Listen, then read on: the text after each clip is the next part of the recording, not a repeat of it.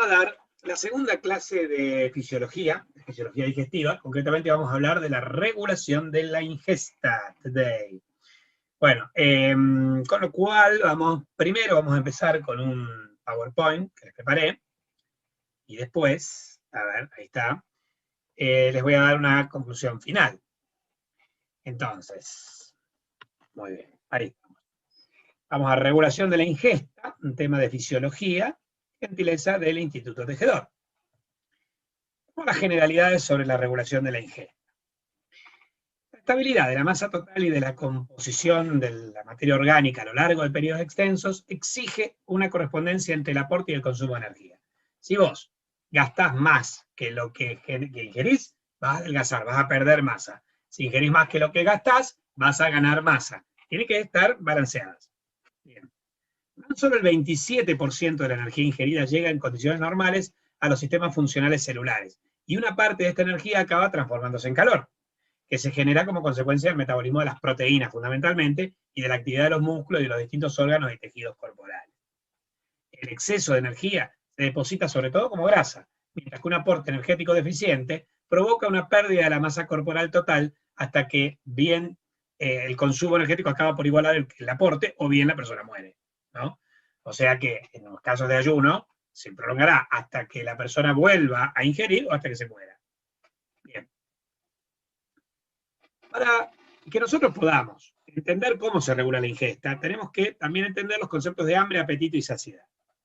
La sensación de hambre se asocia con un deseo imperioso de alimentos y otros efectos fisiológicos como contracciones rítmicas del estómago, agitación que impulsan la búsqueda del alimento, salivación cuando pensás en el alimento, piensa en el individuo del problema que siente el olor a carne asada y escucha ruido en el estómago y se llena de agua la boca, ¿no?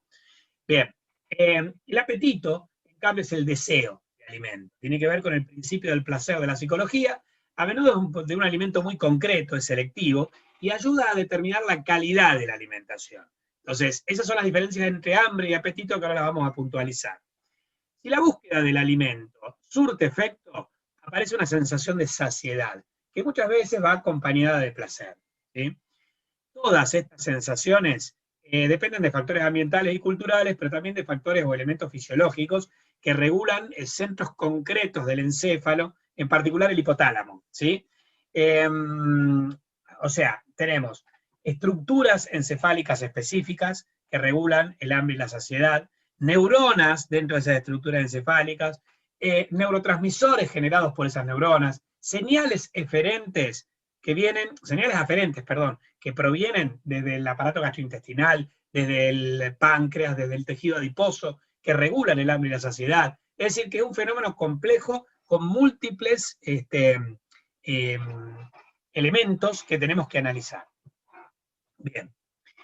Si comparamos concretamente el hambre y el apetito, podemos decir que el hambre es innato, es una modalidad primaria con la que nace el individuo, porque tiene que ver con la preservación del individuo. Mientras que el apetito es adquirido, es producto del aprendizaje alimentario. A medida que vos vas ingiriendo distintos alimentos, y te permite seleccionar entre lo que te gusta y lo que no te gusta. Se dice que el hambre, por ende, es objetivo, es algo con lo que nacemos, todos tenemos, digamos, esa modalidad para la preservación de la especie, mientras que el apetito es subjetivo, depende del sujeto, o sea, es diferente en los distintos sujetos para distintos tipos de alimentos. Precisamente, el hambre no es selectivo. Si vos tenés hambre, cualquier cosa comestible que te va a calmar el hambre, y va a tratar de conseguir cualquier cosa comestible para calmar el hambre. En cambio, el apetito es selectivo. Vos querés ingerir determinadas comidas y otras no. Entonces, vos tenés deseo de comerte un plato de pastas. Y vení a mi casa, pero yo no tengo pastas para hacer. Yo te puedo ofrecer una hamburguesa. Y vos decís, no, entonces no como nada. No tenías hambre. Era un deseo de ingerir un alimento en concreto. Tiene que ver con el apetito. Bueno, el hambre es de carácter biológico, mientras que el apetito es de carácter histórico sociocultural. Está modulado por la cultura. Bueno, decíamos que hay estructuras hipotalámicas reguladoras, dentro de esas estructuras hay neuronas reguladoras, esas neuronas segregan distintos neurotransmisores. Vamos a analizar cada uno de estos aspectos. Por ejemplo, con respecto a los centros reguladores del hipotálamo tenemos, el hipotálamo tiene 15 o más núcleos, que se dividen anteriores, medio y posteriores. De estos núcleos, los relevantes para el control del hambre y la saciedad son los núcleos laterales, los ventromediales, los dorsomediales, los paraventriculares y el núcleo arcuato o arqueado o arciforme. Estos 5 son los claves en la regulación del hambre y la saciedad. Entonces, el hipotálamo se encuentra en la región diencefálica, ¿sí? Está sobre la hipófisis y está debajo de la epífisis opineal. Bueno, y si yo te amplío la región hipotalámica, nosotros vamos a ver que, tomando como parámetros el quiasma óptico, la hipófisis, el tallo hipofisario y la eminencia media, y los pedúnculos cerebrales, nosotros podemos dividir a los núcleos del hipotálamo en núcleos anteriores, que están por encima del quiasma, núcleos medios, que están por encima de la eminencia media, y núcleos posteriores, que están a la altura de los pedúnculos cerebrales. Con respecto a la regulación del hambre y la saciedad, los 5 núcleos que importan son 4 del hipotálamo medio y uno solo, que es el núcleo paraventricular del hipotálamo anterior. Entre los núcleos del hipotálamo medio tenemos el núcleo arcuato, arciforme, el ventromedial, el dorso medial y los núcleos del hipotálamo lateral. Y junto al paraventricular del hipotálamo anterior constituyen los núcleos hipotalámicos relevantes en el control del hambre y la saciedad. Bueno, así en ratas se ha identificado un centro del hambre. Son los núcleos laterales del hipotálamo, actúan como centro de la alimentación, centro fágico, porque cuando vos los estimulás eléctricamente en una rata, excitan un apetito voraz, hiperfagia. Al revés, si vos destruís a los núcleos del hipotálamo lateral, anula el deseo de alimento y propicia una inanición progresiva, estado que está caracterizado por un adelgazamiento notable, con debilidad muscular, con reducción del metabolismo. La rata deja de comer y se muere. El centro hipotalámico lateral de la alimentación emite los impulsos motores para la búsqueda de alimento. En cambio, el centro de la saciedad está representado principalmente en las ratas por los núcleos ventromediales. Estos núcleos ventromediales del hipotálamo sirven, en cambio, como un importante centro de la saciedad o antifágico, y se cree que confiere una sensación de placer nutricional que inhibe al centro de la alimentación. La estimulación eléctrica de esta región puede inducir una saciedad completa y, de hecho, cuando se ofrecen alimentos muy apetitosos, el animal los rechaza, tiene afagia. Al contrario, la destrucción de estos núcleos ventromediales motiva una alimentación voraz y continua hasta que el animal alcanza una obesidad extrema, cuadruplicando en ocasiones su peso. Bueno, les decía, esto fue estudiado en ratas y otros animales de experimentación. Es muy difícil hacer estos estudios en humanos. Por ahí uno puede estudiar a personas que han sufrido una lesión, por ejemplo, por un ACV, un accidente cerebrovascular, isquémico o hemorrágico, una lesión específica del encéfalo. Entonces uno ve en estas personas que pueden ocurrir determinadas cosas. También se pueden, pero no el hipotálamo, uno puede estudiar, por ejemplo, regiones cerebrales del neocórtex, estimulándolas eléctricamente, pero claro, para ver, y el paciente te va diciendo qué es lo que siente, ¿no es cierto?, en estudios experimentales, pero es muy difícil hacerlo de las estructuras internas, por lo cual estas se estudian en lesiones. Por eso todo esto que les estoy diciendo es fundamentalmente, se ha visto fundamentalmente en estudios experimentales en animales, ratas, en primates también, y se asume que los humanos, aunque más complejos, porque está modulado por la cultura, las estructuras básicas deben ser las mismas. Pero faltan estudios que lo avalen a esto. Bueno, entonces tenemos un centro del hambre y centro de la saciedad. Si hacemos un corte frontal del encéfalo, transversal, lo que vamos a ver es que el hipotálamo lateral es el centro del hambre, los núcleos del hipotálamo lateral, y el ventromedial es el centro de la saciedad. Este corte también abarca el núcleo paraventricular y no abarca el dorso medial, que estaría a esta altura, de arriba del ventromedial, y el arcuato, que estaría acá abajo, con un arco en esta parte del hipotálamo, que también serían relevantes para el control del hambre y la saciedad. Precisamente, otros núcleos importantes se cree, asimismo, que son los núcleos paraventriculares, los dorsomediales y los arqueados, que también contribuyen decisivamente a regular la ingestión de los alimentos. Por ejemplo, las lesiones de los núcleos paraventriculares suelen determinar alimentación exagerada, mientras que la de los núcleos dorsomediales merman por lo general la conducta alimentaria. Así que también, si la lesión del núcleo paraventricular genera alimentación exagerada, quiere decir que es un centro antifágico. Y si la lesión del dorso medial genera una merma de la conducta alimentaria, quiere decir que es un centro fágico. ¿Está? Finalmente tengo el arcuato o arqueado. Los núcleos arqueados son los centros del hipotálamo donde convergen numerosas hormonas liberadas del tubo digestivo, del tejido adiposo, como por ejemplo la colecitoquinina, el péptido II, la grelina, en el caso del tejido adiposo la leptina, para regular la ingesta de alimentos y el consumo energético. O sea que sería un centro regulador. o de integración, si se quiere. Bueno, las señales al hipotálamo. El hipotálamo recibe señales nerviosas del tubo digestivo que aportan información sensitiva acerca del llenado gástrico, por ejemplo, por vía vagal, por los neumogástricos. También señales químicas de los nutrientes de la sangre, glucosa, aminoácidos y ácidos grasos que indican la saciedad. Por ejemplo, la hiperglicemia, la hiperaminoacidemia y la hiperlipemia. Señales de hormonas gastrointestinales, grelina, colecitoquinina, péptido I. Señales de hormonas liberadas por el tejido adiposo, como por ejemplo la leptina y la adiponectina. Y señales también de la corteza cerebral, lo que llamábamos los estímulos hedonistas, la visión, el olfato y el gusto que modifican la conducta alimentaria. Todo eso converge hacia el hipotálamo, y en el hipotálamo se estimularán las neuronas fágicas o antifágicas. Bueno, estas señales al hipotálamo entonces pueden provenir, como te decía, del receptor de distensión del estómago, receptores del hígado que vía vagal pueden inhibir la alimentación. Del estómago, la grelina puede estimular la alimentación. Del páncreas, la insulina inhibe la alimentación.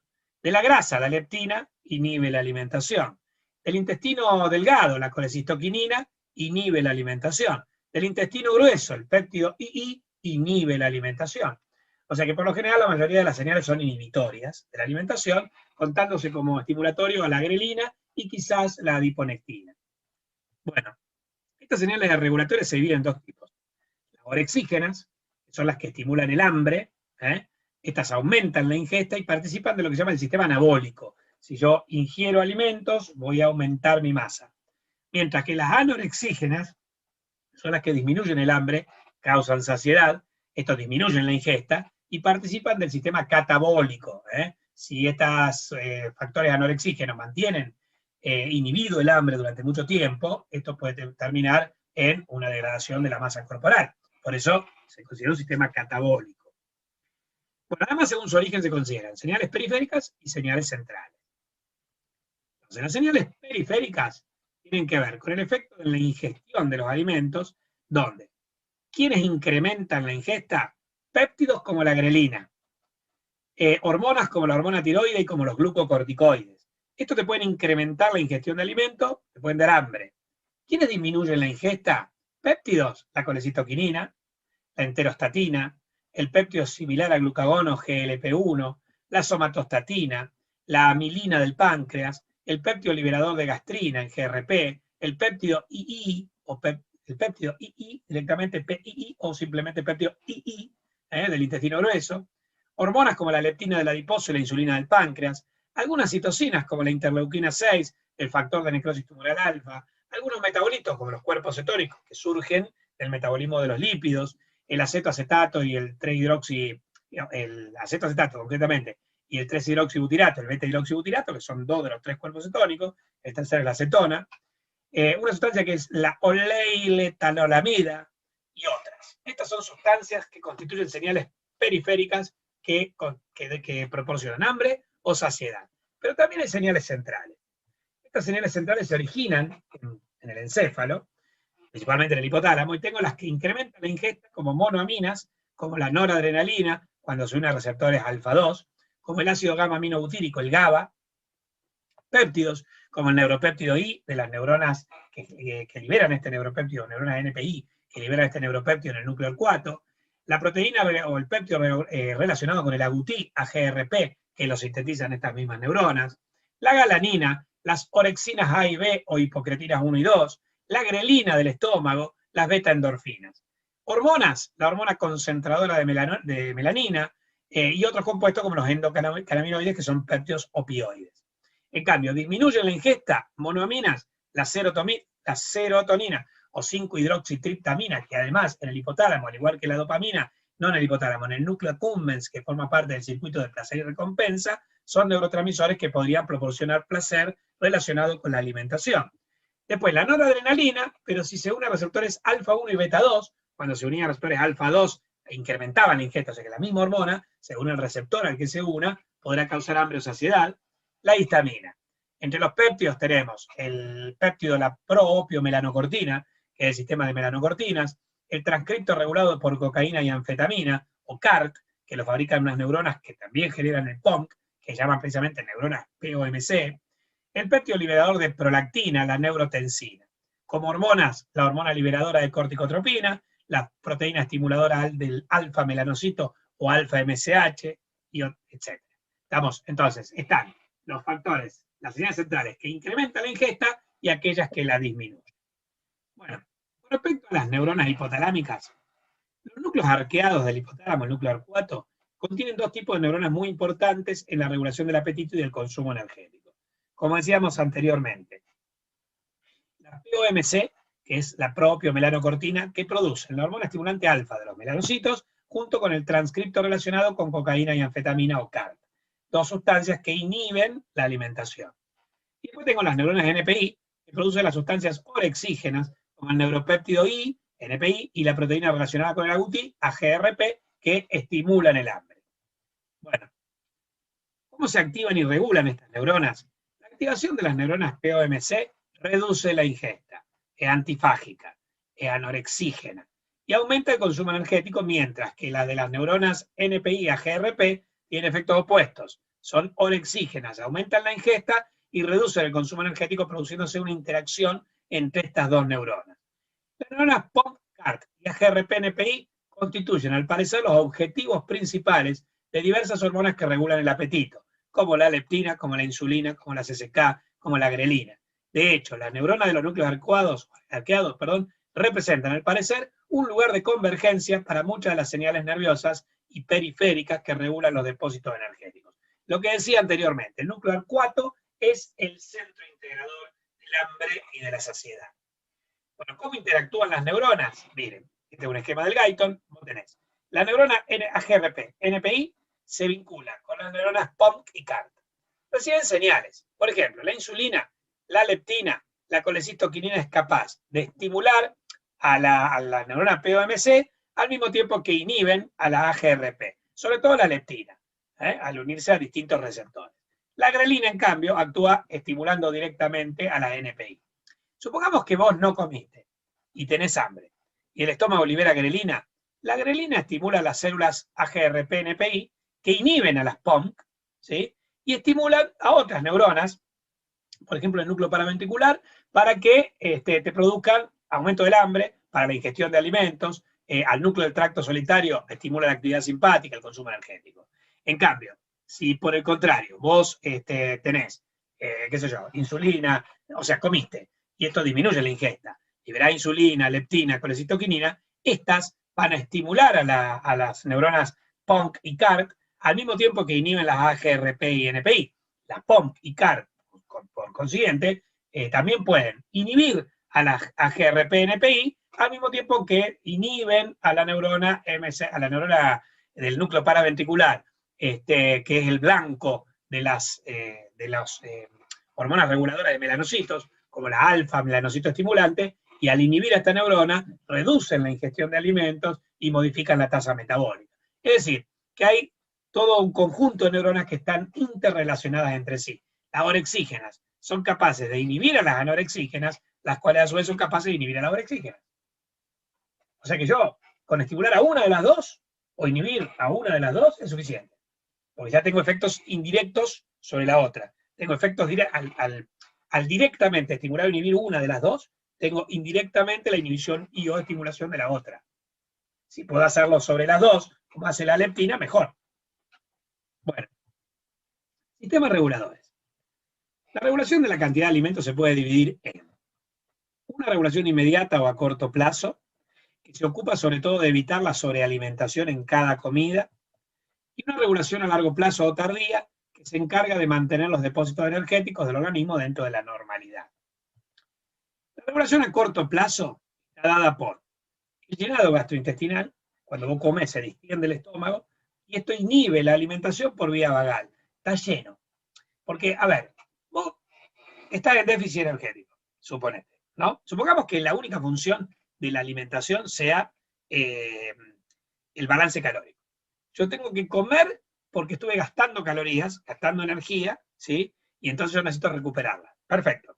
Ustedes saben que existen tiempos para la absorción de los nutrientes. Yo como, me atoro con un plato de comida porque estaba muy rico, tenía mucho hambre, me lo como rápidamente en menos de 5 minutos. y no tengo más hambre. ¿Qué pasó? En 5 minutos se absorbieron, se produjo la digestión y la absorción de los nutrientes de esa comida. Imposible. Y se normalizó la glicemia, y se normalizó la lipemia, y se normalizó la aminoacidemia. Es imposible. Entonces, ¿por qué tenemos saciedad cuando comemos inmediatamente? Esto es porque se distiende el estómago, y si se distiende el estómago, los mecanorreceptores por vía vagal suprimen la alimentación como parte de la regulación a corto plazo. Además, si ya pudimos ingerir el alimento hacia el estómago y de ahí al intestino, péptidos como hormonas gastrointestinales como la CCK, como el péptido I, suprimen la alimentación. La grelina, que es una hormona gastrointestinal, estimula la alimentación, estamos en ayunas, y los receptores bucales también miden el consumo de alimentos. Esto no está fehacientemente comprobado, pero se cree que vos vas comiendo y los receptores de la boca, los receptores del gusto, pero también los táctiles, como que van censando metronómicamente cuánta comida vas ingiriendo. Entonces, tiene importancia durante los primeros minutos de la ingesta. Bueno, todo esto hace una regulación a corto plazo. Con respecto a la regulación a largo plazo, la misma puede estar dada por el efecto de las concentraciones sanguíneas de glucosa, lo que se conoce como la teoría glucostática, de aminoácidos, lo que se conoce como la teoría aminostática, de lípidos, la teoría lipostática, sobre hambre y alimentación. También la regulación térmica del consumo de alimentos, esto se conoce como la teoría termostática, y las señales de retroalimentación del tejido adiposo que regulan la ingestión prandial mediante hormonas como la leptina o la adiponectina. Vamos por partes. Con respecto a estas 4 teorías, teoría glucostática, teoría aminostática, teoría lipostática, teoría termostática, a la que posteriormente se agregó una quinta, que es la teoría gastrointestinal, fueron teorías enarboladas, digamos, para explicar la regulación del hambre y la saciedad, a la cual, digamos, por distintos equipos de investigadores, que le daban, según la teoría, mayor relevancia a un componente de la alimentación, o los glúcidos, o los aminoácidos, o los lípidos, o algún factor ambiental, tal como la temperatura ambiental, el clima, junto con con la modificación de alguna señal concreta, ya sea hormonal o un neurotransmisor a nivel del organismo. Así, por ejemplo, aquellos promotores de la teoría glucostática sostienen que los componentes de la alimentación que son más importantes para causar saciedad y regular la alimentación a largo plazo son los glúcidos. ¿Por qué? Porque cuando vos comes glúcidos y generás hiperglicemia, la hiperglicemia es el principal estímulo para la secreción de insulina por el páncreas. Y se sabe que la insulina es una hormona que suprime el hambre. Entonces, según la teoría glucostática, esto sería lo relevante. Para los que promueven la teoría lipostática, sostienen que los lípidos son los que, de hecho, se sabe que los lípidos causan más saciedad que otros componentes de la alimentación, y esto lo relacionan con la secreción de leptina por el tejido adiposo, que más abajo está descrito también, como factor relevante. Más lípidos con muchas calorías, más engordás, cuanto más engordás, el tejido adiposo segrega más leptina, cuanto más leptina segrega, se supone que eso tendría que reducir la ingesta. Bien, con respecto a los aminoácidos, tienen que ver fundamentalmente con aquellos aminoácidos que sirven para sintetizar algunos neurotransmisores en el centro de la saciedad, como por ejemplo la serotonina. La serotonina se sintetiza a partir del aminoácido triptófano. El triptófano se transforma en la 5-hidroxitriptamina, ¿sí? O serotonina. Primero se transforma en triptamina y después en la 5-hidroxitriptamina o serotonina. O sea que la vía metabólica del triptófano termina generando serotonina, que es un neurotransmisor clave en el centro de la saciedad, en los centros antifágicos. ¿Qué pasa? Los aminoácidos, ¿sí?, de la dieta, para poder ingresar, por ejemplo, el triptófano, para poder ingresar al centro de la saciedad del hipotálamo, tiene que atravesar la barrera hematoencefálica. Y hay distintos transportadores para lo mismo. Entonces, por ejemplo, el transportador de triptófano es un transportador para aminoácidos aromáticos. Mete triptófano al mismo tiempo que mete fenilalanina, junto con alanina, con fenilalanina y con tirosina, que son los 3 aminoácidos aromáticos. Pero no puede pasar los 3 juntos, sino que pasan uno por vez. Con lo cual, terminan compitiendo entre ellos. Entonces, esta teoría postularía que si la dieta es rica en triptófano, pero pobre en otros aminoácidos, como la tirosina o como la fenilalanina, favorecería que el que ingrese al encéfalo fuese el triptófano. ¿Por qué? Porque tendría menos, digamos, los otros aminoácidos no estarían para competir con él. Entonces, favorecería la secreción o la formación de serotonina, y esto favorecería la saciedad. Algunos relacionan esta teoría con la teoría glucostática, con la insulina, ¿sí? O sea que, a ver, están los que promueven estas teorías por separado, y están los que dicen en realidad probablemente no sea un solo factor que se pueda explicar por una teoría, sino que seguramente es una multiplicidad de factores, y los factores están interrelacionados. Seguramente cuando comes, los glúcidos, los aminoácidos, los lípidos presentes en la alimentación generan aumento de insulina, aumento de leptina, y todas estas señales suprimen la alimentación al generar saciedad. Bueno, pero una de las evidencias de que estos mecanismos, que estas teorías pueden explicarse en forma conjunta, surge a partir de la observación de que cuando, por ejemplo, vos ingerís glúcidos y aumenta la insulina, entre sus múltiples efectos, es anabólica. Es una hormona que estimula la síntesis proteica. Como estimula la síntesis proteica, para que las células sinteticen proteínas, tienen que tomar aminoácidos desde el pool de aminoácidos o fondo metabólico común de aminoácidos que está en la sangre. Entonces los aminoácidos salen de la sangre para meterse en la célula. Pero es de aquí que el triptófano es utilizado poco para las proteínas en general, a diferencia de la fenilalanina y de la tirosina. Con lo cual, una ingesta de glúcidos produciría también modificación de aminoácidos en forma indirecta. Porque si vos ingerís glúcidos, la hiperglicemia genera secreción de insulina, la insulina estimula la síntesis proteica, las proteínas consumen tirosina y consumen fenilalanina, entonces el triptófano tiene menos con quién competir, entra más fácilmente al centro de la saciedad del hipotálamo para generar en ese centro serotonina y produciría saciedad. O sea que están vinculadas entre sí. Con respecto a la teoría termostática, teniendo en cuenta que entre las funciones de los alimentos también está la de la regulación de la temperatura corporal, porque el valor, digamos, las propiedades calóricas de los alimentos, al metabolizarlos y generar kilocalorías, esto favorece la termorregulación, determinaría que en climas fríos uno tendiese a comer más, como para generar más calorías para termorregular, mientras que en climas cálidos comería menos. Sin duda que esto debe influenciar también por factores subjetivos, como cuando hace calor no tenés ganas de comer, tenés ganas de beber, y que cuando hace frío tenés más ganas de comer. Hay una razón biológica para ello, pero también hay una connotación subjetiva, pero desde el punto de vista biológico estaría relacionado con las catecolaminas del sistema nervioso autónomo, que aumentarían o disminuirían para aumentar o disminuir la tasa metabólica basal. En conclusión, según la teoría glucostática, el factor ambiental relevante serían los glúcidos, y el factor interno relevante la insulina. En la teoría aminostática, el factor relevante ambiental serían las proteínas y los aminoácidos, y el factor endógeno relevante sería también la insulina. Con respecto a la teoría lipostática, el factor relevante exógeno serían los lípidos, el factor relevante endógeno sería la leptina. Con respecto a la termostática, el factor ambiental relevante sería la temperatura ambiental, y el factor endógeno relevante serían las catecolaminas del sistema nervioso autónomo. Finalmente, con respecto a las señales de retroalimentación del tejido adiposo, es un poco lo que hablábamos en la teoría lipostática. Si vos ingerís calorías, el tejido adiposo aumenta de tamaño, acumula grasa, a mayor grasa, mayor leptina y menor adiponectina. Entonces, si el balance de estas hormonas que se llaman adipoquinas favorece a la leptina, te da saciedad. Leptina viene de leptos, que en griego quiere decir delgado, ¿sí? Porque es la hormona de la delgadez. Paradójicamente, la genera el gen OB. El gen de la leptina se llama gen OB, que quiere decir el gen de la obesidad. O sea que yo tengo un gen de la obesidad, pero que generaría una hormona que te hace delgado. Es como contradictorio. El tema es que la leptina se estudió en las ratas y se identificó el gen de la leptina, y cuando se hacía el knockout del gen, un proceso de inactivación del gen para ver qué es lo que pasaba, cuando vos bloqueabas el gen de la leptina, la rata se ponía obesa. Comía sin parar. Entonces lo llamaron el gen de la obesidad, porque produce una sustancia que suprime la ingesta y la obesidad. Al bloquear el gen, dicha sustancia, que es la leptina, disminuye, y al disminuir la leptina, eso produciría adiposidad. Entonces, como una retroalimentación, ¿sí? Más grasa, más leptina, menos ingesta, y eso tiende a disminuir la grasa. Menos grasa, menos leptina y más adiponectina, eso traería un aumento de la ingesta para aumentar la grasa. Bueno, esa es la regulación a largo plazo. Importancia de los sistemas de regulación a corto y a largo plazo.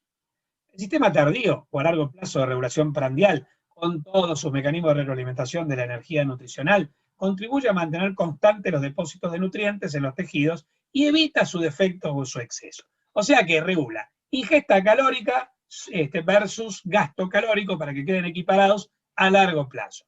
Mientras que los estímulos reguladores a corto plazo cumplen dos propósitos diferentes. En primer lugar, inducen a ingerir porciones menores en cada comida, que no te hagas un atracón de comida, con lo que el alimento transita por el tubo digestivo con un ritmo más estable, nunca sobrecargas el tubo digestivo, y los mecanismos de digestión y absorción trabajan en forma óptima en lugar de verse desbordados de modo intermitente. Y en segundo lugar, evitan que una persona ingiera en cada comida cantidades de alimentos que saturarían los sistemas de almacenamiento metabólico una vez que se absorba. Y eso podría generar sustancias tóxicas. Entonces, uno evita la sobrecarga a corto plazo del aparato gastrointestinal y otro regularía los niveles de ingesta calórica, el balance calórico. La ingesta calórica versus el gasto calórico. Bueno, hemos visto factores, hormonas gastrointestinales y de otros tejidos que pueden estimular el hambre y que pueden estimular la saciedad, como la grelina, la leptina, la insulina, la colecistoquinina. Hemos visto neuronas que a través de la secreción de determinados neurotransmisores pueden estimular el hambre o pueden estimular la saciedad, tales como las neuronas NPI y las neuronas POMC. Hemos visto núcleos hipotalámicos donde se encuentran neuronas orexígenas que estimulan el hambre y neuronas anorexígenas que suprimen el hambre, tales como los núcleos laterales y los dorsomediales o los ventromediales y los paraventriculares. Hemos visto, los factores, los neurotransmisores que estimulan el hambre y la saciedad, tales como las orexinas A y B, como la serotonina, como la noradrenalina, por separado. Lo que vamos a hacer ahora es tratar de armar todo el tema, meter todo esto junto en un relato de cómo se regularía, según, digamos, las últimas investigaciones, el hambre y la saciedad. Por supuesto que en los humanos es mucho más complejo que lo que se ha evidenciado en animales, pero los principios básicos existen. El humano tiene hipotálamo, tiene neuronas orexígenas y anorexígenas. En el humano determinadas hormonas aumentan con la ingesta y disminuyen con el ayuno y viceversa. O sea, el patrón de regulación de la ingesta en los humanos es similar a lo que se ha visto en los animales de experimentación.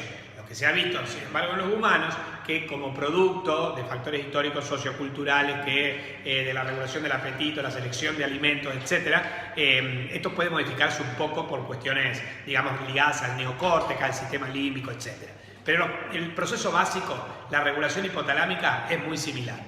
Entonces, por ejemplo, suponete que vos estás sin comer durante mucho tiempo. Entonces, el ayuno estimula en el estómago la liberación de una hormona que es la grelina. La grelina, a nivel del hipotálamo, estimula a las neuronas NPI, que son las neuronas que segregan el neuropéptido I y el péptido relacionado con el agouti o AGRP, el agouti es un animal. Estas sustancias, el NPI y el péptido relacionado con el agouti, son orexígenas, o sea, estimulan el hambre. ¿Cómo lo hacen? En parte, en forma directa, estimulan neuronas orexígenas en los centros fágicos del hipotálamo, como los núcleos laterales y dorsomediales, e indirectamente suprimen, el neuropéptido I es capaz de inhibir a las neuronas POMC, que son las neuronas anorexígenas, las que liberan sustancias que suprimen el hambre.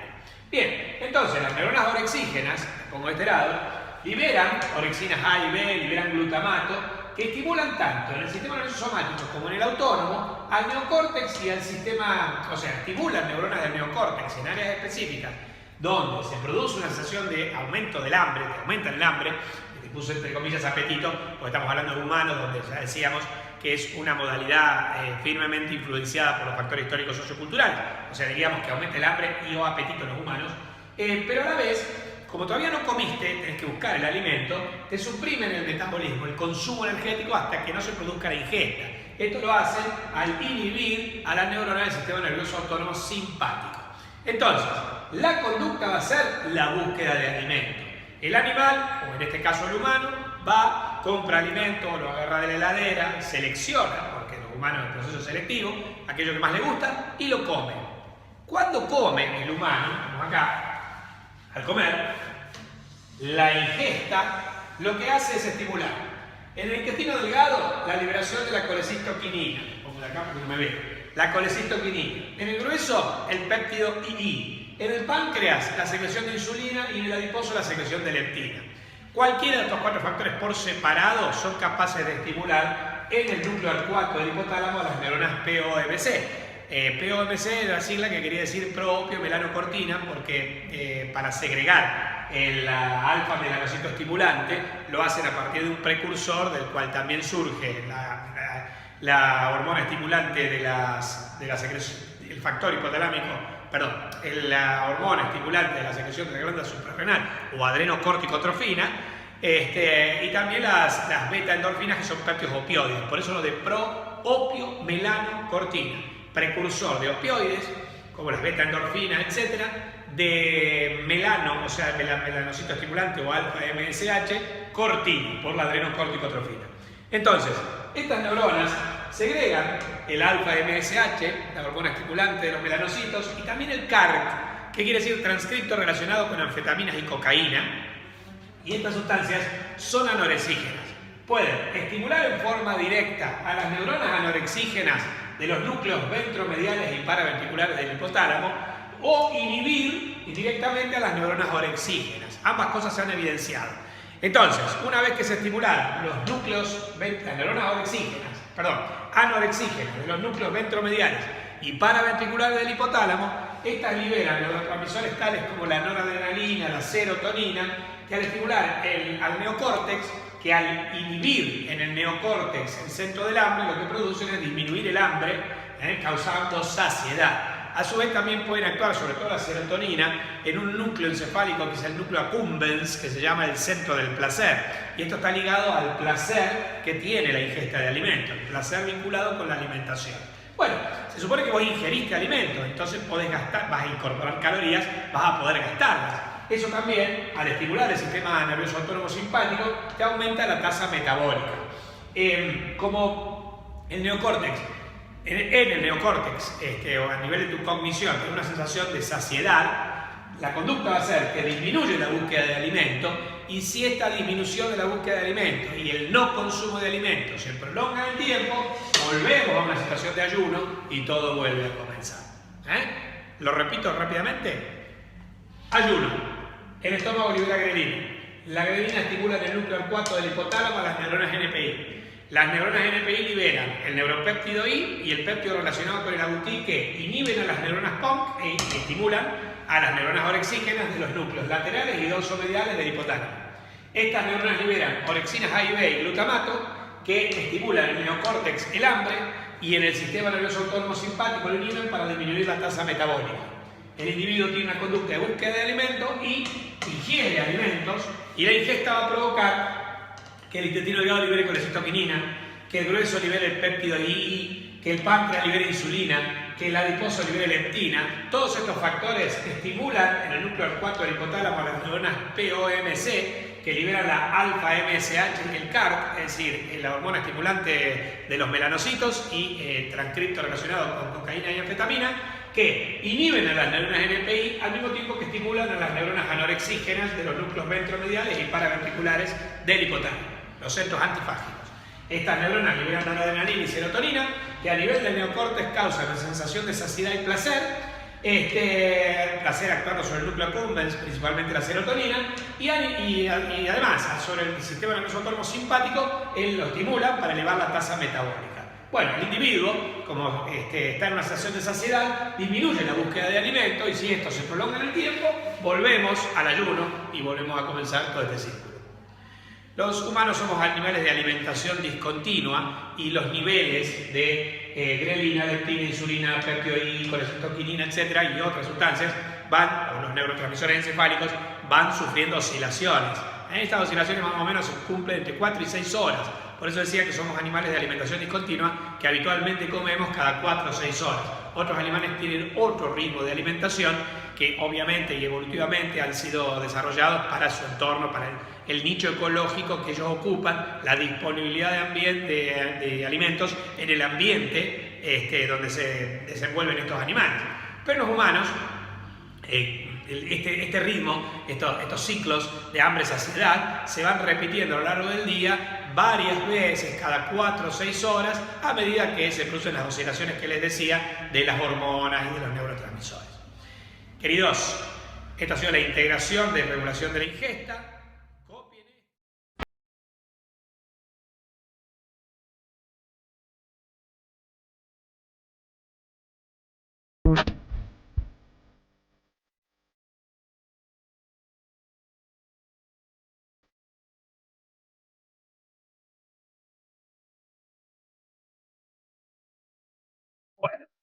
tema importante es el del placer asociado a la alimentación.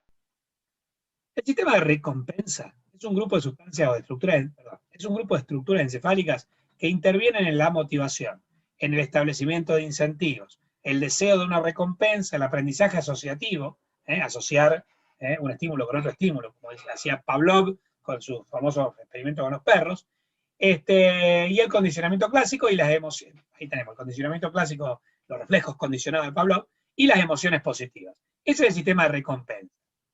El placer es un componente central de este sistema, por eso se lo llama el sistema de placer y recompensa.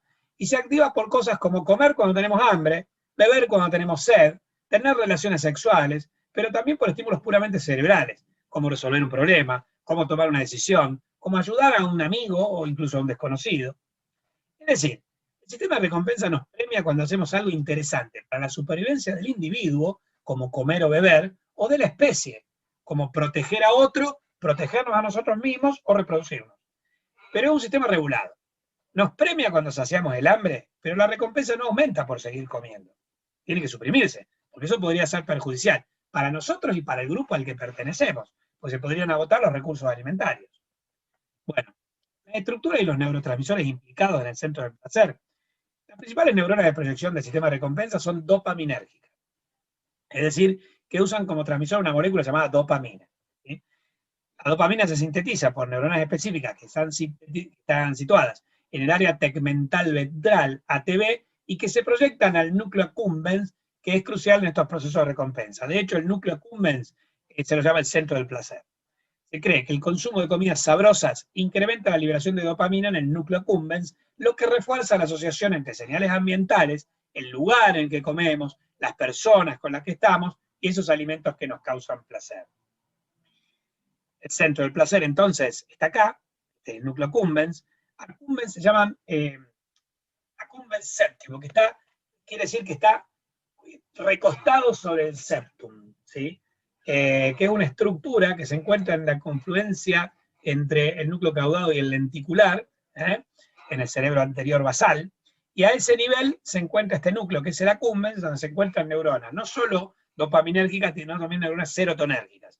La serotonina también puede activar el centro del placer, por eso alimentos ricos en triptófano, que estimulan la síntesis de serotonina, como por ejemplo el chocolate, estaría relacionado con, digamos, la serotonina también se sabe que es como un antidepresivo. Entonces estaría relacionado con una antidepresión y con un aumento del placer. Bueno, y este es el área tegmental que tiene neuronas dopaminérgicas que se proyectan hacia el núcleo accumbens. Bueno, antes de pasar a la bibliografía, les quiero comentar algo respecto de esto. El circuito de placer y recompensa también se ha visto que puede ser, digamos, fisiológicamente tiende a que nos proporcione placer comer cuando tenemos hambre, a que nos proporcione placer beber cuando tenemos sed, a que nos proporcione placer tener relaciones sexuales. Bien, para la supervivencia del individuo o de la especie, es lo que decían las láminas anteriores. Pero ojo, porque hay drogas que pueden estimular este circuito de placer y recompensa y generar placer cuando se ingieren, lo que hace el potencial adictógeno de estas drogas. Ejemplo, la cocaína.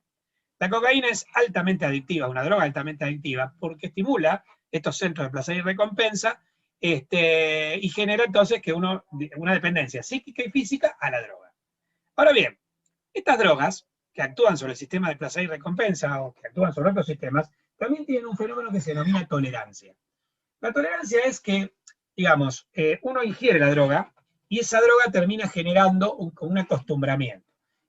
Tiene base fisiológica, se puede explicar a través de los canales de cloro y de los canales de calcio que tienen las neuronas, pero no me voy a meter en eso. Lo que quiero decir es, voy a ingerir una droga, potencialmente adictógena. Esa droga te produce placer. Como la cocaína. Hablemos concretamente. La cocaína, la ingerís, la cocaína estimula la secreción de dopamina en el área tegmental, que se proyecta al núcleo accumbens, te da placer. Entonces, digamos, simplificadamente, ingerís cocaína y te da placer. Entonces, ¿qué tendés a hacer? Es un sistema de placer-recompensa. La recompensa es el placer. Entonces vos tratás de volver a tener contacto con esa droga. Nosotros podemos reprimirnos y no hacerlo, ¿sí? Salvo que seamos dependientes a la droga por su abuso. Una rata no puede hacerlo. Esto se ha estudiado, digamos, experimentalmente, generando un dispositivo en el cual las ratas se auto inoculan cocaína, unos pedales, la rata la pisa el pedal, le inocula cocaína, le proporciona placer, y la rata sigue pisando el pedal hasta que se muere, de una sobredosis. Bueno, muy bien. Entonces, si estas drogas actúan sobre el sistema de placer recompensa de esta manera, sustituyendo otros estímulos para el sistema de placer y recompensa, como la alimentación, como las bebidas que calman la sed, o como el sexo, es común también que las personas que son adictas y que viven drogándose tengan supresión del apetito, tengan disminución de la libido, si no tienen ganas de tener relaciones sexuales, porque lo único que les da placer es el consumo de esa droga. Bien. Ahora decíamos que la droga, además de generar una dependencia física y psíquica, también genera una dependencia un fenómeno denominado tolerancia. Para que, espera, la bibliografía, bueno, es la misma de fisiología.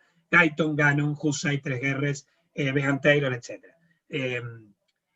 Quiero seguir hablándole de este tema.